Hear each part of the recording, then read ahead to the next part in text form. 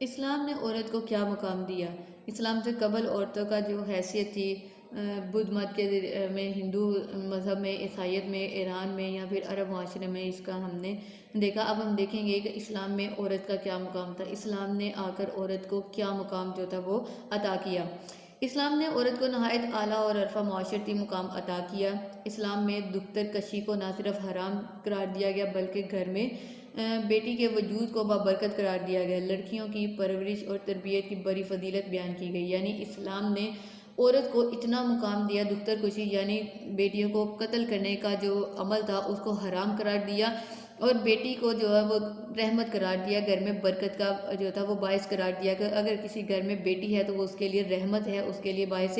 برکت ہے۔ اور یہیں پر لڑکیوں کی پرورش اور تربیت کی بڑی فضیلت بھی بیان کی۔ نبی اکرم صلی اللہ علیہ وآلہ وسلم کے ارشادات کے مطابق اگر کوئی شخص یا کوئی بھائی اپنے ایک، دو یا جتنی بھی اس کی بہنیں یا بیٹیاں ہیں، حدیث کے مفہوم کے مطابق اگر وہ ان کی اچھی پرورش کرتا ہے، ان کے ساتھ حسن سلوک کرتا ہے، ان کی اچھے طریقے سے شادی کرتا ہے، ان کے تمام حقوق جو ہے وہ تربیت کے پورے کرتا ہے، تو وہ آخرت میں بیٹی جو ہے وہ اپنے بھائی، ماں باپ اور دوزخ کے درمیان میں جو ہے وہ پردہ ہوگی یا رکاوٹ ہوگی۔ وہ اس کی جو پرورش اچھے طریقے سے ماں باپ نے یا بھائی نے اپنی بہن کے جو تمام حقوق عطا کیے، وہ بیٹی یا بہن اپنے بھائی اور اپنے والدین کو جو ہے وہ دوزخ میں نہیں جانے دے گی۔ عورتوں کو وراثت میں باقاعدہ حصے دار تسلیم کیا گیا۔ اسلام نے عورتوں کے حقوق بھی مردوں کے حقوق کی طرح مقرر کیے ہیں۔ اس ضمن میں قرآن مجید کے ارشادات ہیں، یعنی جس طرح اسلام نے مردوں کے حقوق بنائے ہیں اسی طرح اسلام نے عورتوں کے بھی حقوق بنائے ہیں۔ اب اس بارے میں قرآن پاک کیا کہتا ہے؟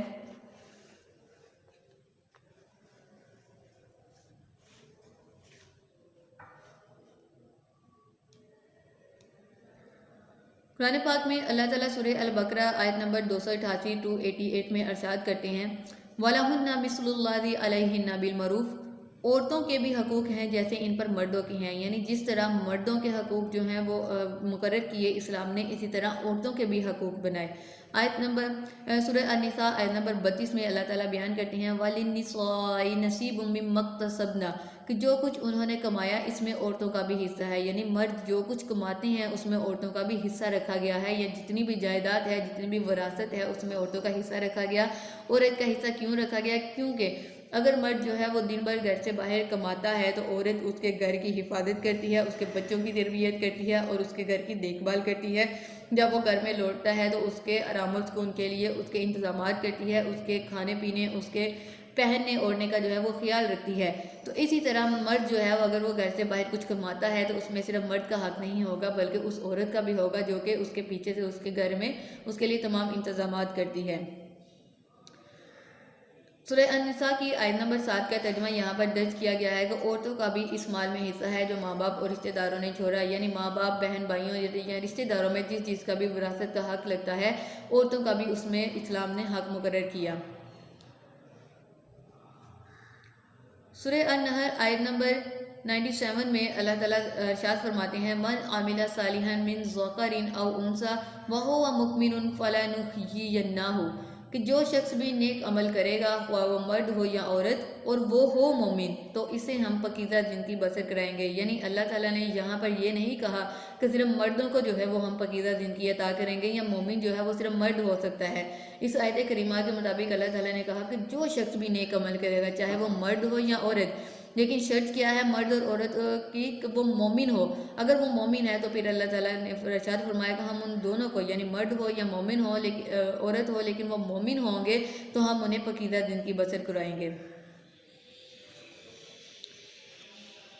مندرجہ بالا آیات قرآنیہ سے ظاہر ہوتا ہے، یعنی یہ اوپر جو ہم نے آیات قرآنیہ پڑھی ہیں، قرآن پاک کی آیات پڑھی ہیں، ان سے ظاہر ہوتا ہے کہ اسلام میں اخلاقی، قانونی اور روحانی لحاظ سے عورتوں کو مردوں کے مساوی حقوق حاصل ہیں۔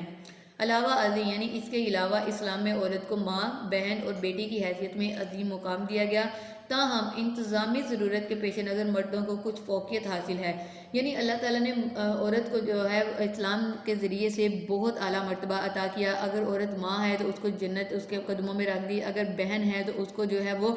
باعث برکت بنا دیا، اور اگر بیٹی ہے تو اس کو باعث رحمت بنا دیا۔ تو اللہ تعالیٰ نے عورتوں کو بہت عظیم مقام عطا کیا، لیکن کچھ ایسے معاملات بھی ہیں جہاں پر مردوں کو کچھ فوقیت حاصل ہے، کیونکہ مرد جو ہے وہ گھر کے تمام انتظامی ضروریات کو دیکھتا ہے، گھر کی کفالت کرتا ہے، دن بھر محنت کر کے جو کماتا ہے اس میں اپنے گھر والوں کو بھی حصہ دیتا ہے۔ تو لہذا اس لحاظ سے اللہ تعالیٰ نے قرآن پاک میں مردوں کے لیے ارشاد فرمایا وَلِلرِّجَالِ عَلَيْهِنَّ دَرَجَاتٌ، سورہ البقرہ آیت نمبر 228 میں اللہ تعالیٰ ارشاد فرماتے ہیں وَلِلرِّجَالِ عَلَيْهِنَّ دَرَجَاتٌ، اور مردوں کو عورتوں پر کچھ فوقیت حاصل ہے، یعنی مردوں کا کچھ درجہ جو ہے وہ عورتوں سے زیادہ رکھا گیا ہے۔ نمبر ایک اس لیے کیونکہ مرد جو ہیں وہ عورتوں پر نگران ہیں۔ اسی طرح آگے سورہ النساء آیت نمبر 34 میں اللہ تعالیٰ بیان کرتے ہیں الرجال قوامون علی النساء، کہ مرد عورتوں پر نگران ہے۔ اوپر آیت میں ہم نے پڑھا کہ مرد عورتوں پر کچھ فوقیت حاصل ہے، وہ فوقیت کیوں حاصل ہے؟ اگلی آیت میں اس کی وجہ بیان کر دی گئی، کیونکہ مرد جو ہے وہ عورتوں پر نگران بنایا گیا ہے، یعنی عورتوں کا محافظ بنایا گیا ہے۔ تو کوئی اپنے محافظ ہونے کی جو ذمہ داریاں ہیں وہ تب ہی عطا کر سکتا ہے جب اس کا عہدہ بھی جو ہے وہ زیادہ ہو۔ تو جب مرد کا عہدہ جو ہے، مرد کی جو فوقیت ہے اس کو اس لیے زیادہ حاصل کی گئی کہ وہ عورتوں کا محافظ ہے، عورتوں کی حفاظت کرنے والا ہے۔ اب محافظ کا مطلب یہ نہیں ہے کہ وہ خود کو اس کا مالک سمجھتے ہوئے عورت پر ظلم و ستم کرے، بلکہ محافظ ہونے کا مطلب یہ ہوتا ہے کہ عورت کی حفاظت کرے، ہر ظلم و ستم سے نہ دوسروں کو اس پر ظلم و ستم کرنے دے اور نہ خود جو ہے اس پر ظلم و ستم کرے، اور عورت کے جتنے بھی حقوق ہیں ان کو اچھے طریقے سے جو ہے وہ عطا کرے۔ تو اس لیے مرد عورتوں پر نگران بنایا گیا اور اس کو جو ہے وہ عورتوں پر فوقیت عطا کی گئی۔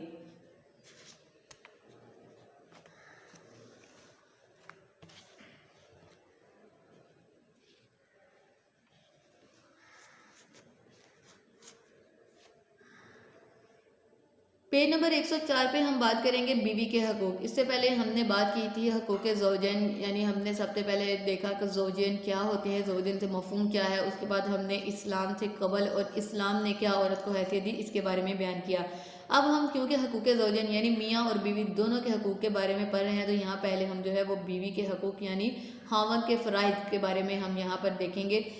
تو بیوی کے جو حقوق ہوتے ہیں ان کے پورے کرنے کی ذمہ داری کس کی ہوتی ہے؟ وہ خاوند کی ہوتی ہے۔ تو لہٰذا بیوی کے حقوق جو ہیں وہ خاوند کے فرائض میں شامل کیے جاتے ہیں۔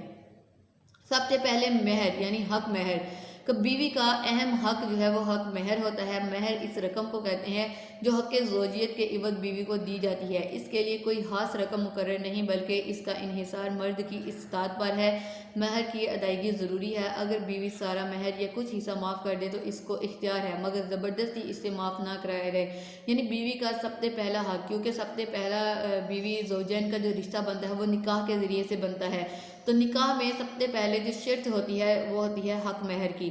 تو بیوی کا جو مہر ہے وہ اس کے لیے کوئی خاص چیز مقرر نہیں کی جاتی، بلکہ مرد کی جتنی استطاعت ہوتی ہے، اگر وہ کم دینا چاہے تو کم دے، اگر وہ زیادہ دینا چاہے اپنی استطاعت کے مطابق تو وہ زیادہ دے۔ یہ منحصر ہوتا ہے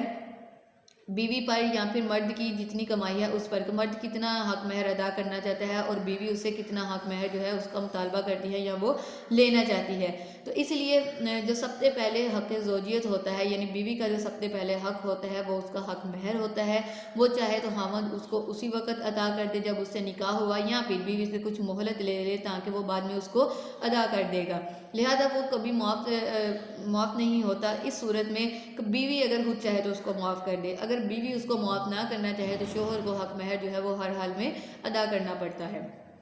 اسی سلسلے میں اللہ تعالیٰ نے قرآن مجید میں سورہ النساء آیت نمبر 4 میں ارشاد فرمایا وَآتُوا النِّسَاءَ صَدُقَاتِهِنَّ نِحْلَةً، اور عورتوں کو ان کے حق مہر خوشی سے ادا کرو، یعنی اگر تم نے کسی عورت کو اپنے حق زوجیت میں لیا ہے تو پھر اس کا جو سب سے پہلا حق ہے حق مہر وہ اس کو خوشی خوشی ادا کر دو۔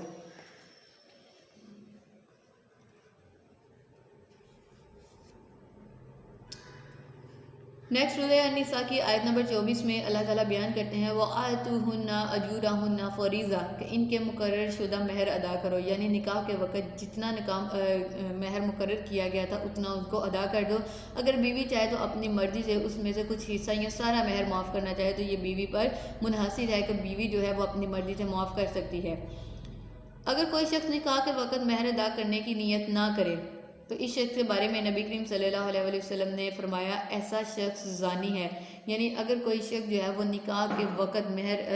لکھوا تو لیتا ہے لیکن دل میں نیت رکھتا ہے کہ میں نے بعد میں یہ ادا نہیں کرنا، تو اس نیت کے بظاہر تو اس نے لکھوا لیا لیکن اس کی نیت دیکھی جائے گی، اگر اس کی نیت جو ہے وہ صحیح نہیں ہے تو اس کا نکاح جو ہے وہ جائز نہیں ہے، وہ زانی یعنی زنا کرنے میں شامل کیا جائے گا، اس کا نکاح جو ہے وہ اللہ تعالیٰ کے ہاں قبول نہیں ہوگا۔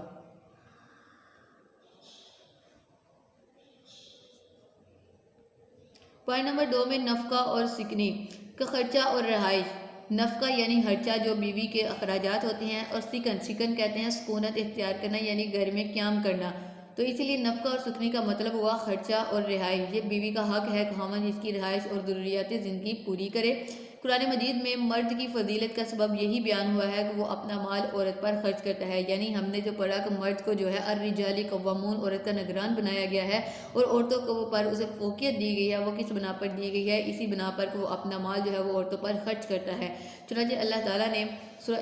النساء آیت نمبر 34 میں بیان فرمایا وَبِمَا أَنفَقُوا مِنْ أَمْوَالِهِمْ، اور اس وجہ سے کہ ان مردوں نے اپنے مال خرچ کیے ہیں۔ سورہ الطلاق میں آیت نمبر 4 میں اللہ تعالیٰ بیان کرتے ہیں أَسْكِنُوهُنَّ مِنْ حَيْثُ سَكَنْتُمْ، جن مکانوں میں تم رہتے ہو انہی مکانوں میں ان کو رکھو، یعنی اللہ تعالیٰ مرد کو جو فوقیت دی وہ اس وجہ سے کہ وہ اپنا مال خرچ کرتے ہیں۔ دوسرا ساتھ میں مردوں کو یہ حکم بھی دیا گیا کہ جس گھر میں تم رہتے ہو اسی گھر میں اپنی بیوی کو بھی رکھو۔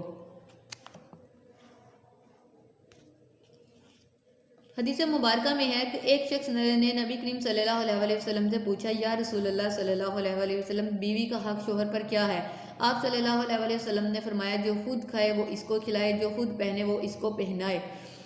یعنی ایک شخص نے پوچھا کہ بیوی کا حق کیا ہوتا ہے، تو آپ صلی اللہ علیہ وسلم نے فرمایا کہ شوہر جو خود کھاتا ہے، جس طرح سے اچھا کھانا خود کھاتا ہے یا جو بھی کھانا خود کھاتا ہے ویسا ہی کھانا بیوی کو بھی کھلائے، اور جس طرح کا وہ لباس خود پہننا پسند کرتا ہے، اچھا لباس، ظاہر سی بات ہے ہر انسان اپنے لیے اچھے لباس کا انتخاب کرتا ہے، تو اسی طرح بیوی کو بھی وہ اچھا پہنائے۔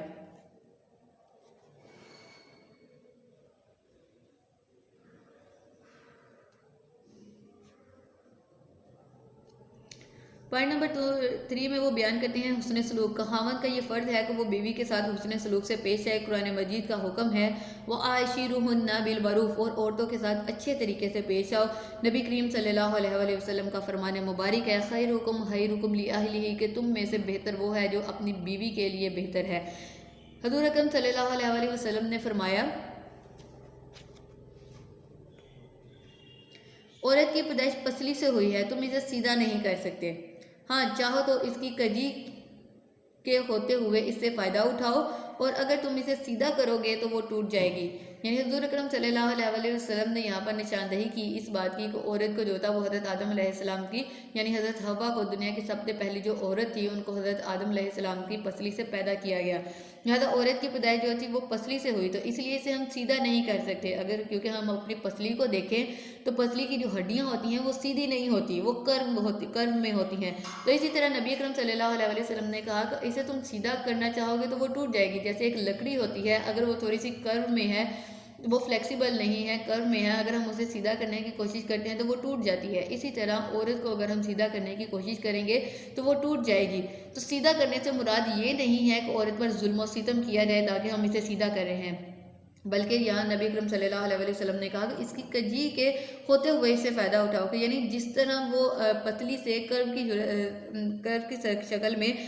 جیسے ایک لکڑی ہوتی ہے، اس لکڑی سے ہم جو ہے آگ جلا سکتے ہیں، ضروری نہیں ہے کہ اس کو سیدھا کر کے ہی اس سے آگ جلائی جائے۔ تو اسی طرح عورت کی کجی یعنی اس کو جس طرح سے پیدا کیا گیا ہے اسی طرح سے اس سے فائدہ اٹھاؤ، نہ کہ اس کو اپنی مرضی کے مطابق جو ہے تم ڈالنے کی کوشش کرو۔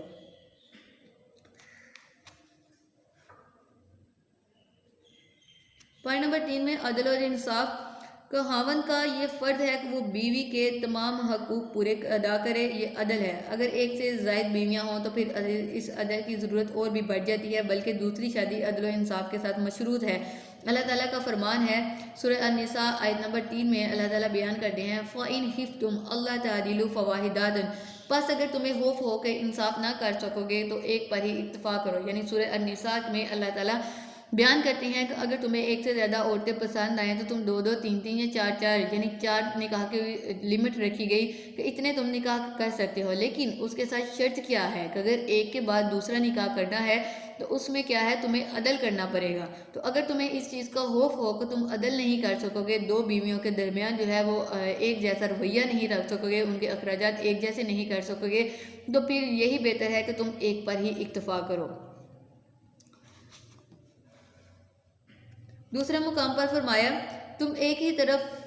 نہ جھک جاؤ کہ دوسری کو لٹکی ہوئی چھوڑ دو، یعنی سورہ النساء کی آیت نمبر 129 کا ترجمہ یہاں پر درج کیا گیا کہ اللہ تعالیٰ کہتے ہیں کہ اگر تم ایک سے زیادہ نکاح کرو تو پھر ایسا نہیں ہے کہ ایک بیوی کی طرف تم زیادہ جھک جاؤ اور دوسری کو جو ہے تم ایسے ہی چھوڑ دو، لہذا دونوں کے درمیان جو ہے وہ عدل و انصاف قائم کرو۔ اگر تمہیں اس چیز کا خوف ہے کہ تم عدل و انصاف قائم نہیں کر سکتے تو پھر ایک نکاح کرو، اور اگر تم دوسرا نکاح کر بھی لیتے ہو تو پھر تم نے دونوں بیویوں کے ساتھ عدل و انصاف کے ساتھ رہنا ہے، ایسا نہیں ہے کہ ایک کی طرف تم زیادہ جھک جاؤ اور دوسری کے جو حقوق ہیں وہ پورے نہ کر پاؤ۔ بیویوں کے درمیان عدل و انصاف کا مطلب یہ ہے کہ شوہر رہنے سہنے کھانے پینے اور تقسیم اوقات میں برابری کرے اور کسی کے ساتھ کوئی امتیازی سلوک نہ کرے، یعنی ان کو ایک جیسا رہن سہن دے، کھانا پینا ایک جیسا دے، ان کو اپنا وقت جو ہے وہ بھی ایک جیسا ہی دے۔ نبی کریم صلی اللہ علیہ وسلم کا فرمان ہے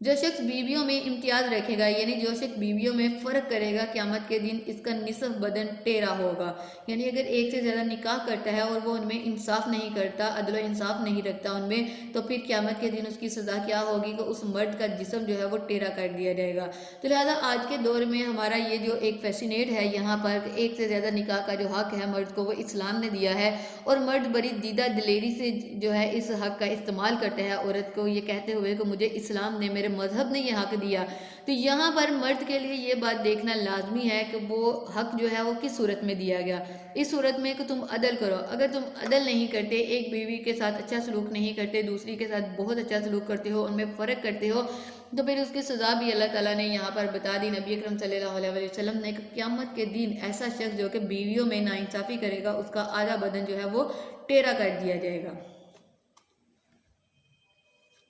پوائنٹ نمبر 5 میں محبت، کہ شوہر کی محبت بیوی کا حق ہے جو اسے ملنا چاہیے۔ شوہر کی محبت سے گھر کا ماحول خوشگوار رہے گا، نیز شادی کا اصل مقصد بھی اسی صورت میں پورا ہوگا۔ پوائنٹ نمبر 6 میں بیان کرتے ہیں وہ ناز برداری اور بے تکلفی کو عورتوں کی فطرت میں ہے کہ وہ کبھی کبھی ناز و ادا دکھا کر اپنی اہمیت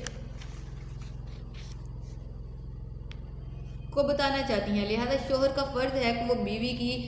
جائز ناز برداری کرے اور بے تکلفی کی زندگی بسر کرے تاکہ ازدواجی زندگی میں حسن اور رہنائی پیدا ہو، یعنی بیوی عورت کی فطرت میں یہ شامل کر دیا گیا خوبصورتی کو، اداؤں کو، کہ عورت جو ہے وہ کبھی کبھی اپنے ناز برداری نخرے وغیرہ دکھا کر جو ہے وہ اپنی اہمیت کو جاننے کی کوشش کرتی ہے۔ تو لہذا شوہر کا یہ فرض ہے کہ وہ بیوی کی جائز یعنی نہ حد سے زیادہ اور نہ حد سے کم جو ہے اس کے نخرے دیکھے، بلکہ جائز طور پر اس کی ناز برداری جو ہے اس کے ناز نخرے جو ہے وہ ان کو اٹھائے، ان کو برداشت کرے اور بے تکلفی کی زندگی جو ہے وہ اپنی بیوی کے ساتھ جو ہے وہ گزارے تاکہ ان کی ازدواجی زندگی جو ان کی جو شادی شدہ زندگی ہے اس میں حسن اور رہنائی پیدا ہو اور وہ خوبصورتی کا مظاہرہ ہو۔ پوائنٹ نمبر 7 پہ رازداری کے شوہر کا یہ اخلاقی فرض ہے کہ وہ بیوی کے رازوں کو پوشیدہ رکھے۔ بیوی کا راز ظاہر کرنا بے غیرتی ہے، قرآن مجید میں ہے سورہ البقرہ آیت نمبر 187 میں ہن لباس اللہ وانتم لباس لہن، کہ عورتیں تمہارے لیے لباس ہیں اور تم عورتوں کے لیے لباس ہو، یعنی مرد پر یہ فرض ہے کہ وہ عورت کے جتنے بھی راز ہیں اس کی بیوی کے، چاہے وہ اس کی کوئی خامیاں ہیں، ان کو لوگوں کے سامنے بیان نہ کرے، کیونکہ اللہ تعالیٰ نے میاں بیوی کو ایک دوسرے کے لیے لباس قرار دیا، اور لباس کا مطلب یہی ہوتا ہے خود کو ڈھانپنا، خود کو چھپانا۔ نبی اکرم صلی اللہ علیہ وسلم نے ارشاد فرمایا قیامت کے دن بدترین شخص وہ ہوگا جو بیوی کے راز سے باخبر ہو اور اس نے اسے افشا کر دیا ہو، یعنی سب سے بدتر برا شخص وہ ہوگا جو بیوی کے راز کو جانتا ہو اور جاننے کے بعد اس نے اسے لوگوں کے سامنے اس کو عیاں کر دیا ہو، ظاہر کر دیا ہو۔ پوائنٹ نمبر 8 پہ اقربا سے حسن سلوک، کہ بیوی کا یہ حق ہے کہ خامد اس کے رشتہ داروں اور سہیلیوں سے اچھا سلوک کرے۔ اس کا فائدہ یہ ہوگا کہ اس کے عزیز و اقارب خامد کی تعریف کریں گے، جس سے بیوی کے دل میں شوہر کی قدردانی کے جذبات پیدا ہوں گے۔ یعنی صرف بیوی کا یہ حق نہیں ہے کہ وہ شوہر کے ماں باپ، شوہر کے عزیز و اقارب کا ادب و احترام کرے، بلکہ شوہر پر بھی یہ فرض ہے کہ وہ بیوی کے جو تعلقات والے رشتہ دار ہیں، جو اس کے ماں باپ ہیں، اس کے عزیز و اقارب ہیں، اس کے دوست ہیں، ان کے ساتھ اچھے سلوک کے ساتھ اور عزت اور احترام سے پیش آئے، تاکہ وہ لوگ اس کے شوہر کی تعریف کریں۔ اور جب بیوی کے سامنے اس کے شوہر کی تعریف کی جائے گی تو بیوی کے دل میں اپنے شوہر کی جو قدردانی ہے، جو عزت ہے، وہ مزید پیدا ہوگی۔ خلا کا حق۔ اسلام نے بیوی کو ناپسندیدہ شوہر سے چھٹکارا حاصل کرنے کا حق دیا ہے، اسے خلا کہتے ہیں۔ خلا کی صورت میں عورت کو مہر واپس کرنا پڑے گا جو اس کے خاوند نے اس کو بوقت نکاح دیا تھا۔ نبی کریم صلی اللہ علیہ وسلم نے بلا وجہ خلا لینے والی عورت کے بارے میں فرمایا کہ اس پر اللہ، ملائکہ یعنی فرشتے اور سب لوگوں کی لعنت ہوگی۔ یعنی پہلی بات یہاں پر اسلام یہ بیان کرتا ہے کہ اگر کسی بیوی کو اپنا شوہر ناپسند ہے، نبی اکرم صلی اللہ علیہ وسلم کے زمانے میں ایک واقعہ ہوا جس کا مفہوم یہ ہے کہ ایک عورت جو تھی آپ صلی اللہ علیہ وسلم کی خدمت میں پیش ہوئی اور اس نے کہا کہ میرا خاوند جو ہے وہ بہت کالے رنگ کا ہے اور اسے دیکھ کر مجھے کوئی اچھے احساسات نہیں ہوتے، تو میں کیا کروں؟ میں اپنے خاوند کو برا نہیں کہنا چاہتی، میں گناہ گار نہیں ہونا چاہتی، لیکن میرے دل میں اس کے لیے محبت کے جذبات بھی پیدا نہیں ہوتے۔ تو آپ صلی اللہ علیہ وسلم نے اسے خلا لینے کا حکم دیا کہ اگر تمہیں اپنا شوہر پسند نہیں ہے، تو مجھے برا بھی نہیں کہنا چاہتی، تو تم مجھ سے خلا لے سکتی ہو۔ خلا کہتے ہیں عورت جو خود سے علیحدگی کرتی ہے اسے خلا کہتے ہیں، اور مرد جو عورت سے علیحدگی کرتا ہے اسے طلاق کا نام دیا جاتا ہے۔ تو لہذا عورت جو خود سے علیحدگی اختیار کرے اسے خلا کہا جاتا ہے، اور خلا کی صورت میں یہ ہوگا کہ عورت نے جو حق مہر لیا تھا وہ اس کو واپس کرنا پڑتا ہے۔ جس طرح طلاق کے لیے ضروری ہے کہ مرد جو ہے وہ حق مہر ادا کرے، اسی طرح خلا کی صورت میں یہ ضروری ہے کہ عورت حق مہر کو واپس کر دے۔ لیکن ساتھ میں دوسری بات یہاں پر بھی بیان کر دی کہ نبی کریم صلی اللہ علیہ وسلم نے بلا وجہ، یعنی اگر کوئی وجہ بھی نہیں ہے، اس کا خاوند اچھا ہے، خوبصورت ہے، اس کے تمام حقوق جو ہیں وہ پورے کرتا ہے، اس کے باوجود اگر کوئی عورت جو ہے وہ بلا وجہ خلا لیتی ہے تو پھر اس پر اللہ، تمام فرشتے اور سب لوگ جو ہیں وہ ان کو لعنت کرتے ہیں۔ پوائنٹ نمبر 8 میں میراث یعنی وراثت کی۔ شوہر کی وفات پر بیوی کو اس کے ترکے یعنی جائیداد میں سے وراثت بھی ملتی ہے۔ اگر شوہر کی اولاد ہو تو اس کو 8واں حصہ ملے گا، اور اگر اولاد نہ ہو تو اس کے ترکے کا 4تھا حصہ ملے گا۔ یعنی اگر اولاد ہے تو پھر 8واں حصہ ملے گا، اور باقی جو جائیداد ہوگی وہ اولاد کو ملے گی۔ اب اگر اولاد نہیں ہے، صرف بیوی ہے، تو پھر بیوی کو اس کا 4تھا حصہ ملے گا، اور باقی جو جائیداد ہوگی وہ شوہر کے ماں باپ اگر ہیں تو ان کو ملے گی، یا اس کے اگر بہن بھائی ہیں تو ان کو ملے گی۔ تو یہ تھا ہمارا پوائنٹ بیوی کے حقوق کیا تھے۔ اس سے پہلے ہم نے عورت کے جو اسلام سے پہلے اور اسلام میں جو حیثیت تھی، جو مقام تھا، اس کے بارے میں ہم نے پڑھا، اور پھر ہم نے بیوی کے حقوق کے بارے میں پڑھا۔ تو ہمارا یہ ٹاپک جو ہے یہ یہیں پر کمپلیٹ ہوتا ہے۔ نیکسٹ انشاءاللہ ہم بیوی کے فرائض یعنی شوہر کے حقوق کے بارے میں ڈسکشن کریں گے۔ اللہ حافظ۔ ویڈیو پسند آئی تو لائک کریں، اپنی رائے کمنٹ کریں۔ ایسے ہی مزید ویڈیوز کے لیے ہمارا چینل سبسکرائب کریں اور بیل کا آئیکن دبائیں تاکہ آپ کو ہر ویڈیو کا نوٹیفیکیشن ملتا رہے۔